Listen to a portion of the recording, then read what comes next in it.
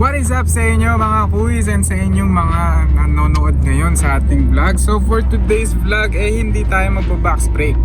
Tayo ay manonood ng super trending na Spider-Man. And ngayon nga ituturo ko sa inyo yung tatlong tips kung paano maging sensitive.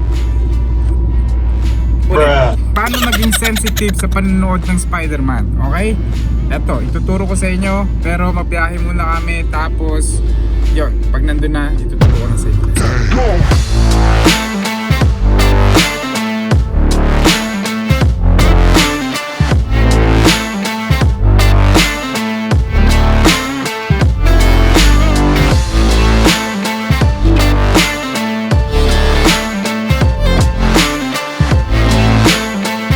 So yan na, nakita niyo yung mga pa-montage natin dyan sa daan, diba? So ito, mababa na kami, bibigay ko na sa inyo yung tip number 1. Tip number 1, ganito yan paano manood ng Spider-Man in a sensitive way. So tip number 1, maging masaya ka, namnamin mo yung movie.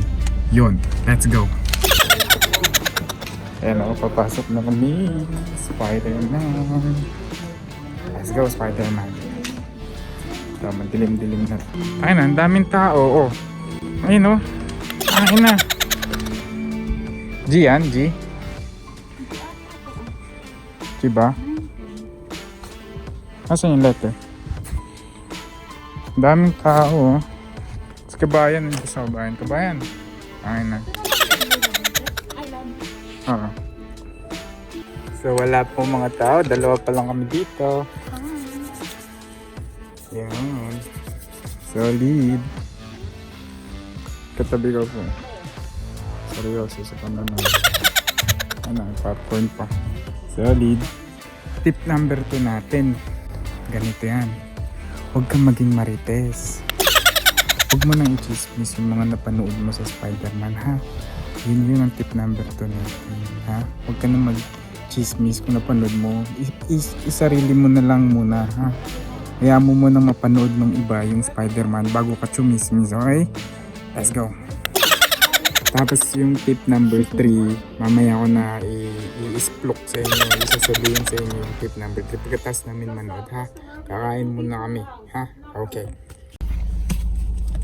Ayun na nga mga quiz, mga guys. So, tapos na natin panoorin yung Spider-Man. So, ito na yung pinakauling tip natin. Tip number 3, huwag tayong magbita-bita sa social media porkit napanood na natin yung Spider-Man. So, hindi lang ikaw yung anak ng Diyos. So, wag ka na lang mag-share ng kung ano-ano sa social media at pigilan mo yung sarili mo para sa ibang tao.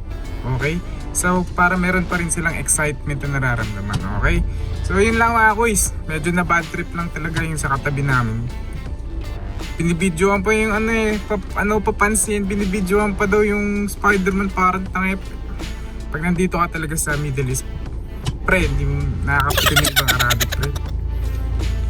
Sarap talagang pwede lang manapok dito, pre. Sige na. So yan guys, hindi ako naging spoiler. So hopefully guys, subscribe naman kayo dito sa ating video. And paki-like, comment, share nyo na rin. So yun guys, yan, maraming salamat sa panonood. And hopefully nag-enjoy kayo dito sa ating tatlong tips. Okay? Ingat kayo palagi as always. God bless you. Let's go.